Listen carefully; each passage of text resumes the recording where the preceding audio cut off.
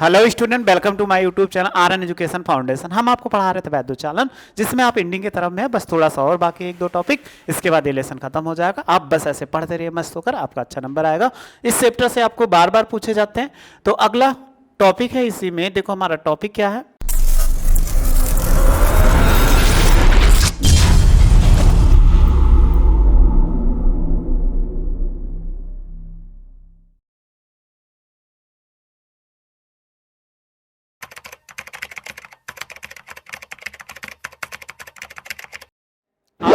इसके पहले हम पढ़ चुके थे वैद्युत चालकता। ये भी इंपॉर्टेंट है, कई बार पेपर में 5 नंबरों में पूछा गया, लेकिन इंपॉर्टेंट से आप इसको बहुत आसान से, बस आपको थोड़ा सा लंबा जरूर पड़ेगा, उसके लिए आपको कोई परेशान नहीं होना। चलिए हम आइए इसको सॉल्व करते हैं। तो देखो लिखा हुआ है क्या, अपवाह अथवा अनुगमन वेग के आधार पर ओम के नियम की व्युत्पत्ति। ओम का नियम आपको पीछे बताया गया था क्या बताया गया था कि विभवांतर तथा धारा आई का अनुपात क्या होता है, नियतांक, यानी बी बटे आई बराबर नियतांक। तो आपको वही चीज दिखाना है, लेकिन कैसे, अपवाह वेग तथा अनुगमन वेग, या अपवाह वेग अथवा अनुगमन वेग के आधार पर। डायरेक्ट आपको नहीं दिखाना है, इसके आधार पर दिखाना है। तो हम कैसे दिखाएं ये हमारे, ठीक, चलिए आइए। अगर मान लिया जाए किसी तार की लंबाई L हो, या इसे हम डायरेक्ट लिखते हैं, किसी चालक में, मार्कर थोड़ा सा पतला कर ले, किसी चालक में प्रवाहित धारा। तो धारा आपको बताए थे, तो अगर कोई चालक हो तो NE और क्या होता है, BD होता है ना, इक्वेशन फर्स्ट मान लो। जहां आप जानते हो कि पीछे आपको बताया गया N क्या होता है, प्रति एकांक आयतन में मुक्त इलेक्ट्रॉनों की संख्या। A क्या होता है, तार का अनुप्रस्थ काट का क्षेत्रफल, या ऐसे लिख देते हैं जहां A तार के अनुप्रस्थ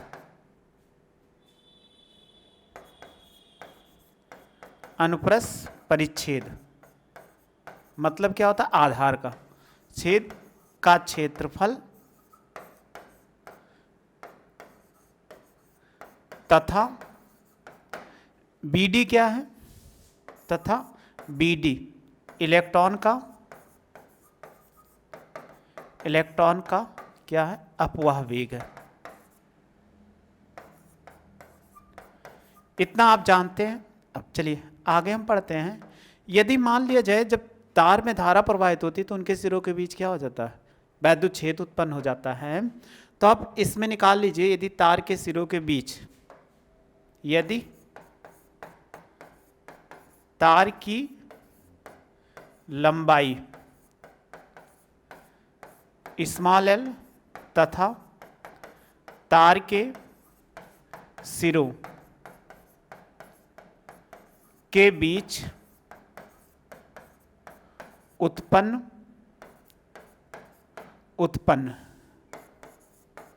विभवांतर V है, तब तार के किसी भी बिंदु पर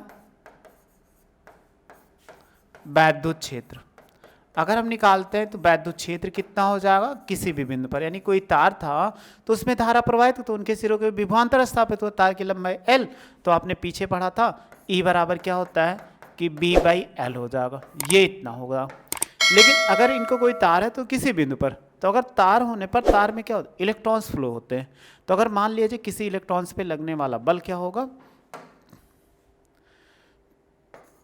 तार में प्रवाहित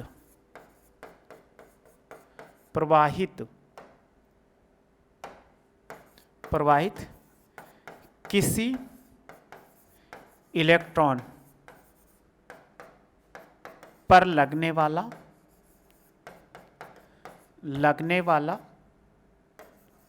वैद्युत बल, अगर आप वैद्युत बल निकालोगे तो कितना होगा। तो वैद्युत बल आपने पहले लेसन में पढ़ा था, क्या पढ़ा था, यहीं पे लिख देते हैं। F बराबर क्या होता है कि E बराबर क्यू ई, ये आपने पढ़ा था पहले यानी वैद्युत क्षेत्र में। तो ई का मतलब हमने लिखा सिंपल सा इलेक्ट्रॉन्स, तो एफ बराबर क्या हो जाएगा ई और कैपिटल ई हो जाएगा। अगर ऊपर से वैल्यू पुट कर दो तो ये आप देखो कितना हो जाएगा, अगर इसमें वैल्यू पुट करेंगे तो ये कितना ई हो जाएगा और बी बाई एल होगा, और बी बाई अगर एल हो जाएगा तो इसमें वैल्यू पुट करो यानी बी बाई एल होगा। अगर गुणा कराएंगे एफ बराबर ई बी बटे कितना एल हो जाएगा। चाहे इक्वेशन सेकंड मान रहने दो इसको मानने के लिए। अब देखो यानी कोई इलेक्ट्रॉन्स होगा उस पर बल कितना लगे इलेक्ट्रॉन। अगर इलेक्ट्रॉन्स गति कर रहे हैं तो इलेक्ट्रॉन्स अगर गति कर रहे हैं तो उसमें क्या होता है त्वरण उत्पन्न होता है। तो अगर हम मान ले कि माना इलेक्ट्रॉन का द्रव्यमान स्मॉल m है तो उसमें उत्पन्न त्वरण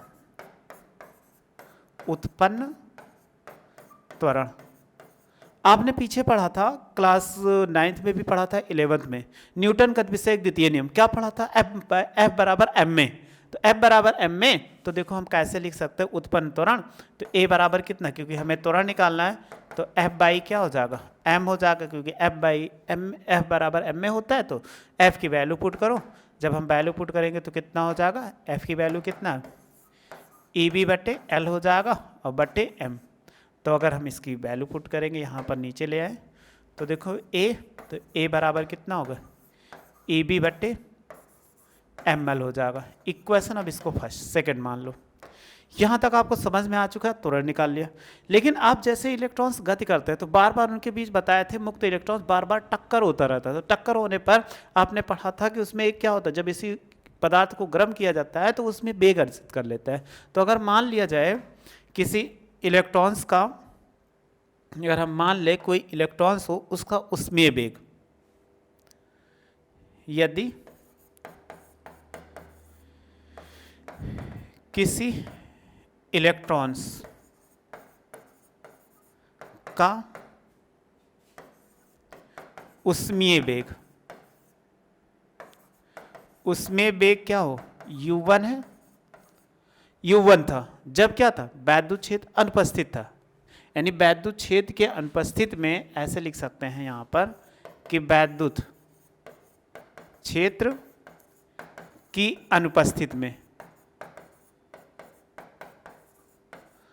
अनुपस्थित में यदि किसी इलेक्ट्रॉन का उसमें वेग u1 हो।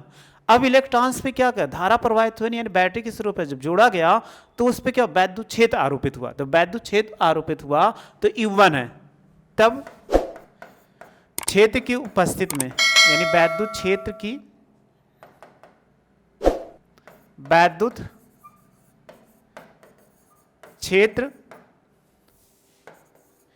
की उपस्थिति में इलेक्ट्रॉन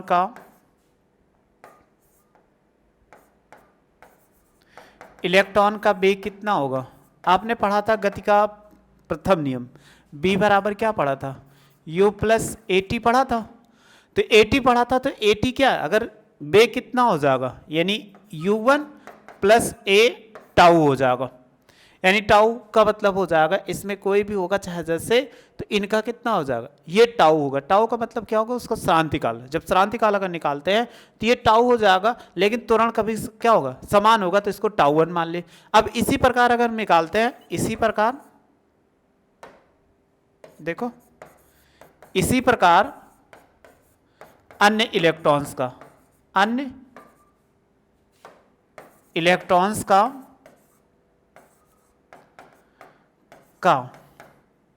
क्या होगा कि अगर औसत उष्मीय वेग यानी निकाला जाए उष्मीय वेग अन्य इलेक्ट्रॉन्स, तो दूसरे इलेक्ट्रॉन उसका वेग क्या होगा u2 प्लस a टाउ 2 हो जाएगा कामा, फिर u3 प्लस a टाउ 3 होगा। और आप देखो ऐसे लिख सकते हैं u4 और plus a tau 4 and so on. ऐसे चलते चलते कितना हो जाएगा a यानी u1 और प्लस a टाउ n, ये तो हो जाएगा। तो इतना आ चुका। तो इलेक्ट्रॉन्स बहुत सारे हैं, जिसमें क्या हुआ, उनके इलेक्ट्रॉन्स ऐसे गति करते रहेंगे। तो गति करने के बाद, क्योंकि हमने अपवाह वेग के आधार पर निकालना है, तो सबका उसमें वेग टक्करों के बाद, बार बार टक्कर करते हैं, तो टक्करों के बाद वेग इतना हो जाएगा। अब इनका क्या निकाल लीजिए, औसत उसमें वेग अगर हम निकालते हैं तो इनका औसत आपको बताया गया था कि अपवाह वेग, जब अपवाह वेग निकालेंगे तो कितना हो जाएगा, एक सेकेंड। तो देखो निकालते हैं, तब अपवाह वेग, अपवाह वेग निकालोगे तो जिनका औसत होता है, तो औसत क्या होगा, एक अपवाह वेग होगा, तो निकाल दीजिए औसत। तो हम लिख लेते हैं बी डी बराबर, सबको जोड़ दो, u1 प्लस ए टाउ 1 और ये हो जाएगा u2 प्लस ए टाउ 2 हो जाएगा और प्लस u3 प्लस ए टाउ 3, ऐसे एंड सो ऑन करके, और un और प्लस ए टाउ n और बटे कितना हो जाएगा n, क्योंकि औसत जब निकालोगे तो बटा n हो जाता है। तो आप देखो हम इनको ऐसे भी लिख सकते हैं कि बी डी बराबर u1 और प्लस u2 प्लस u3, एक साथ कर दीजिए, प्लस un हो जाएगा। देखो u1 u2 u3 और un होगा, फिर a के साथ अगर साथ में कर दो तो देखो a कॉमन है सब में, तो ये हो जाएगा टाउ 1 और प्लस टाउ 2 प्लस टाउ 3 हो जाएगा and so on plus tau n हो जाएगा। और बटे देखो कितना होगा, n होगा। तो अगर बटे n है तो हम ऐसे भी तो लिख सकते हैं, इनका बटा पूरे का n है तो इनके साथ n अलग कर दो और इनके साथ क्या कर दो, n अलग कर दो। n का मतलब होता है इलेक्ट्रॉनों की संख्या हो जाएगा। तो बी डी बराबर, इसका मान हमने क्या बताया था, पीछे आपको 0 बताया था, आपने क्रांतिकाल जब पढ़ा था तभी आपको बताया था 0। और इनको अगर औसत निकालें, ये इसका टाउ 1 टाउ 2 टाउ 3 बटे n हो जाएगा, तो इसको क्या लिख सकते, ए टाउ लिख सकते हैं। तो ए टाउ क्या है, श्रांतिकाल है, तो हम ऐसे लिख सकते हैं बी डी बराबर ए टाउ हो जाएगा, ए टाउ आ गया। अब आप क्या करिए, यहाँ पर इसकी वैल्यू पुट कर दीजिए, यानी ए का मान पुट कर दीजिए जो अभी आपने पीछे निकाला था, दिखाते हैं आपको, ई बी बटे एम एल। तो अगर हम पुट करेंगे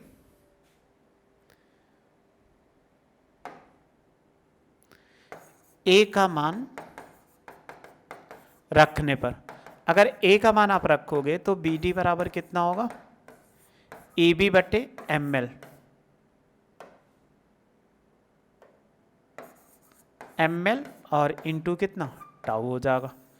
तो इसे बोलते हैं अपवाह वेग तथा श्रांति काल में क्या है संबंध, यानी यह क्या है, यह अपवाह वेग, अपवाह वेग तथा श्रांति काल, श्रांति काल यानी टाउ में क्या है संबंध है। अगर आपसे पूछा जाए तो ये क्या है संबंध है। तो ये आपसे यहाँ तक पूछा जाए कि कभी कभी पेपर में यही पूछा गया अपवाह वेग तथा श्रांति काल में संबंध स्थापित कीजिए, तो आपको यहीं तक करना था, बहुत आसानी से आप कर सकते हैं। अब आपका बी डी का मान जो आया, इसको समीकरण किस में रख दीजिए, 1 में रख दीजिए। ये हमें थोड़ा सा निकालना था, बी डी का मान समीकरण 1 में रखने पर, अगर हम समीकरण 1 में रखते हैं तो एक क्या था, आई बराबर एन ई ए और बी डी, बी डी का मान कितना है, ई बी बटे एम एल और इंटू कितना टाउ, ये इतना हो जाएगा। अब आप देखो अगर बी है तो बी बटा आई होता है, अगर हम इनको सबको गुणा करा दें तो आई बराबर कितना हो जाएगा, एन ई है तो ई स्क्वायर ए और ये टाउ हो जाएगा और बटे कितना एम एल, और इसको क्या कर दीजिए, बी को बाहर कर दीजिए। अगर इसको इधर लाएंगे तो हम क्या लिख सकते हैं, इसको एम एल और ये हो जाएगा एन ई स्क्वायर ए और ये टाउ हो जाएगा और बी बटा कितना आई लिख सकते हो ना, क्योंकि आई को इधर लाए, इसको इधर लाए तो अंश में होगा, ये हर में हो गया। अब आप देखो इनको कैसे लिख सकते हो, तो हम ऐसे भी तो लिख सकते हैं कि बी बटा आई बराबर क्या होगा एम एल और बट्टे एन ई स्क्वायर ए टाउ हो जाएगा। अगर इसी को नियतांक मान लिया जाए, जहां कि एम एल और एन ई स्क्वायर ए और ये क्या हो टाउ, इसी को नियतांक मान लें, अगर हम नियतांक मान लें तो ये नियतांक किसका कार्य करेगा, आर का कार्य करेगा कि नहीं। जब ये आर का कार्य करेगा तो इसी को कितना लिख सकते हैं, यानी बी बटे आई और बराबर नियतांक। तो हमने यही तो बताया था ओम का नियम, आपने पीछे पढ़ा था ना कि विभवांतर तथा धारा आई का अनुपात एक नियतांक होता है जिसे ओम का नियम कहते हैं। तो हमें यही करना था, ओम के नियम के आधार पर ये क्या प्राचल पदों में आर का मान इसे बोलते हैं, ये आर का मान है मान प्राचल पदों में। अगर आपसे पूछा जाए तो आप याद रखिएगा, कभी नहीं तो पूछा तो नहीं गया है। तो बस यही दिखाना था, देखो कितना आसानी से हमने दिखा दिया। अगर आपको थोड़ा सा नहीं समझ में आएगा तो कभी कमेंट्स बॉक्स में मैसेज कर देते हैं। और आप एक चीज़ और कर सकते हैं, आप इसको वीडियो को रिवाइज करके 1 2 3 बार देख भी सकते हैं, जिससे आप क्या करेंगे बहुत आसानी से कि आप कर सकते हैं। एक सेकेंड, चलिए स्क्रीनशॉट ले लीजिए, आप इसका स्क्रीनशॉट ले लीजिए।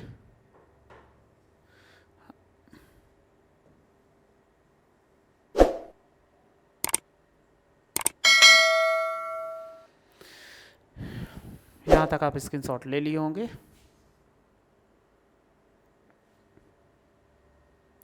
ये भी आप ले लिए होंगे, ये भी ले लिए होंगे, ये भी ले लीजिए।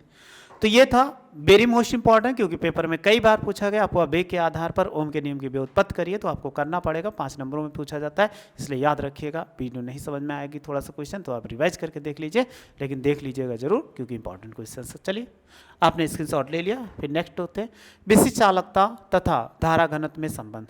तो विशिष्ट चालकता भी आपको बताए थे, क्या हमने बताया था कि विशिष्ट चालकता,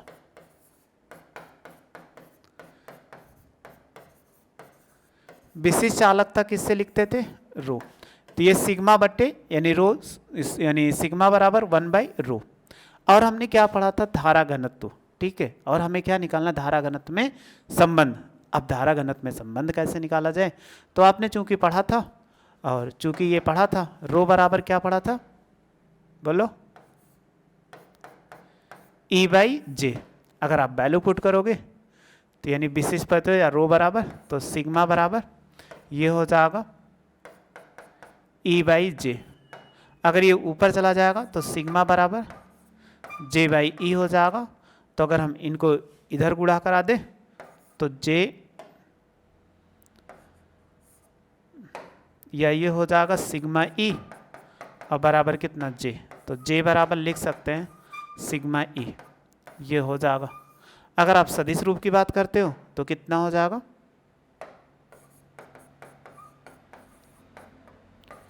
अगर हम सदिश रूप की बात करते हैं तो J वेक्टर बराबर सिग्मा और ये हो जाएगा E वेक्टर। बस इतना ही था, बहुत छोटा टॉपिक है, पेपर में कभी कभी 1 नंबरों में ये पूछ लिया गया। चलिए स्क्रीनशॉट ले लीजिए।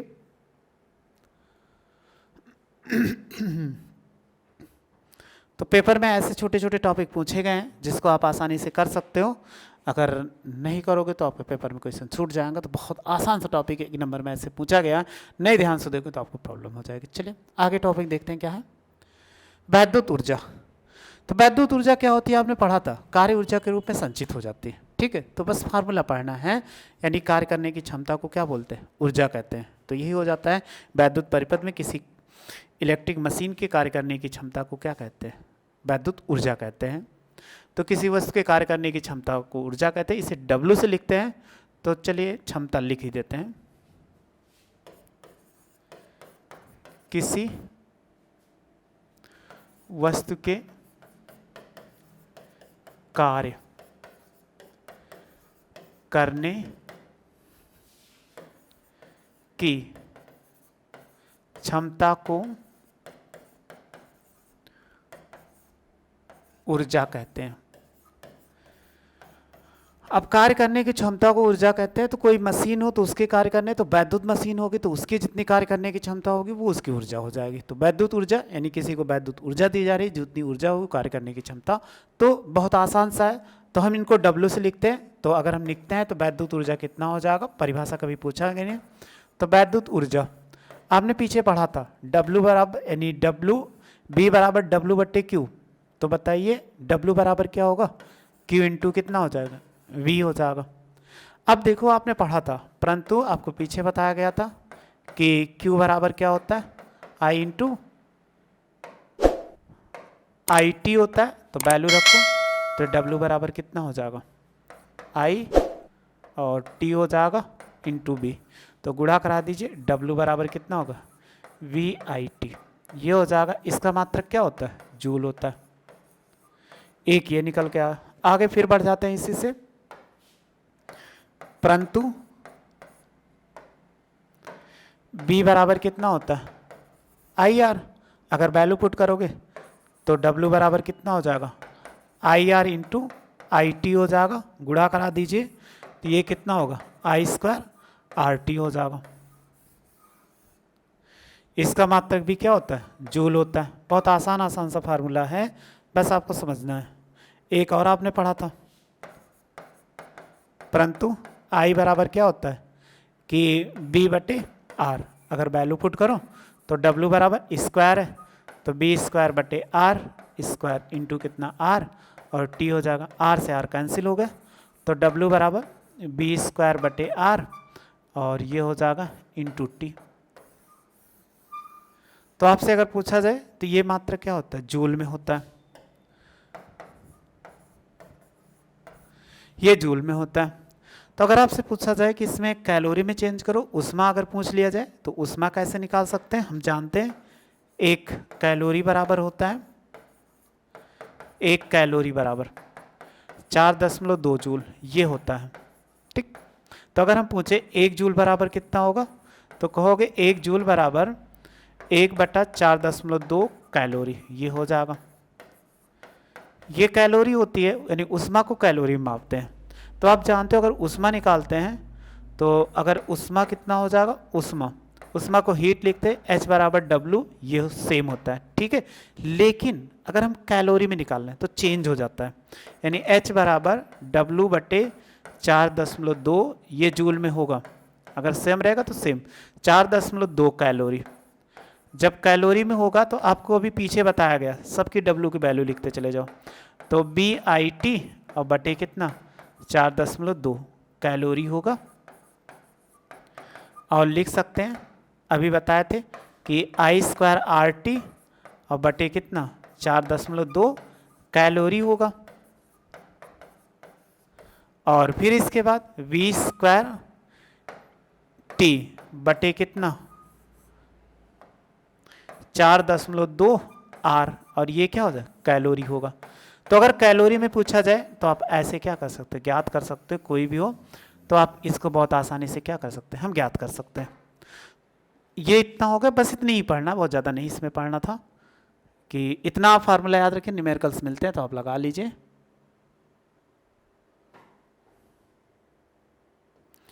स्क्रीनशॉट ले लिए होंगे इसका,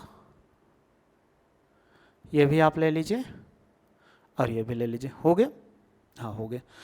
वैद्युत शक्ति, वैद्युत शक्ति क्या होती है, तो देखो कार्य करने की दर को, कार्य करने की क्षमता को ऊर्जा कहते हैं, लेकिन कार्य करने की दर को क्या कहते हैं, शक्ति कहते हैं। तो इसमें लिख लेते हैं कार्य करने की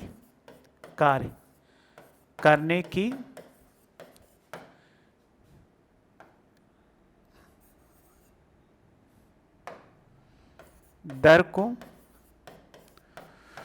शक्ति कहते हैं, शक्ति कहते हैं। इसे P से लिखते हैं, P से लिखते हैं।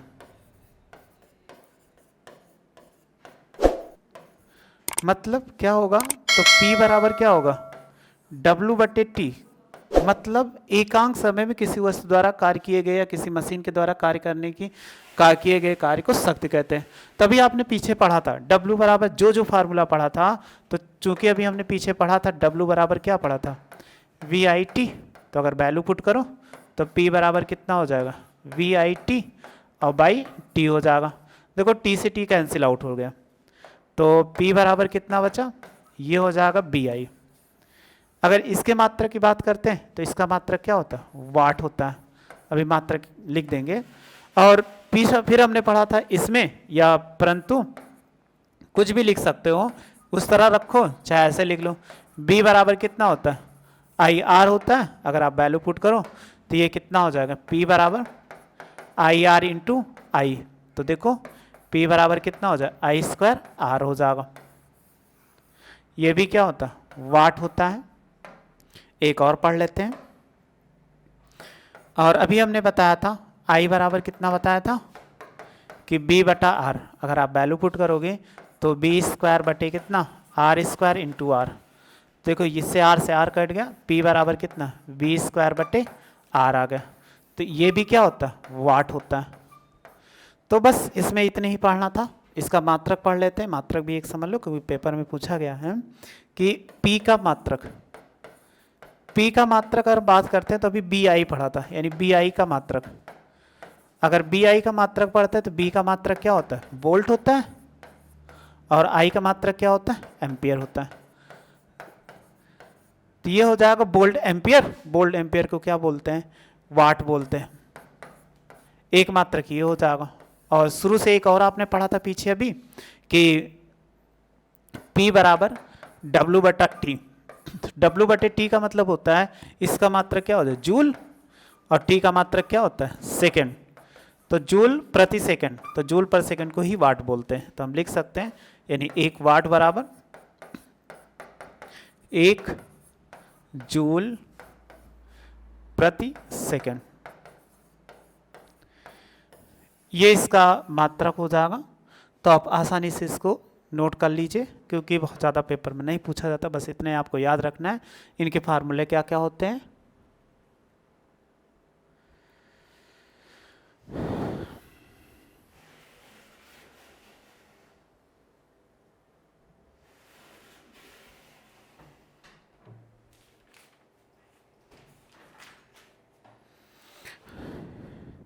इसने आप ये आपकी स्क्रीनशॉट ले चुके होंगे। अब एक और है आपका किलोवाट घंटा। तो किलोवाट घंटा क्या होता है, इसको हम समझ लेते हैं कि किलोवाट घंटा, किलोवाट घंटा। अब आपसे पूछा जाए किलोवाट घंटा क्या है, पेपर में कई बार पूछा गया। तो किलोवाट घंटा जो है वैद्युत ऊर्जा का मात्रक है। तो आपसे पूछा जाए कि किलोवाट घंटा क्या है, यानी यह क्या है, यह वैद्युत ऊर्जा का बड़ा मात्रक है, ऐसे बोल सकते हैं, बड़ा मात्रक है।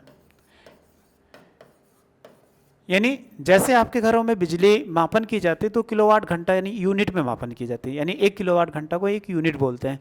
तो इसकी परिभाषा क्या होगी, उसी को हमें समझना है कि इनकी परिभाषा को कैसे बनाएं। तो देखो एक किलोवाट घंटा कह रहा है यदि किसी परिपथ में एक घंटे में अगर उसकी वैद्युत शक्ति क्या हो, एक किलोवाट घंटा हो, तो उस परिपथ में जो वैद्युत ऊर्जा की मात्रा क्या होगी, एक किलोवाट घंटा होगा। तो हम परिभाषा बना लेते हैं कि एक किलोवाट घंटा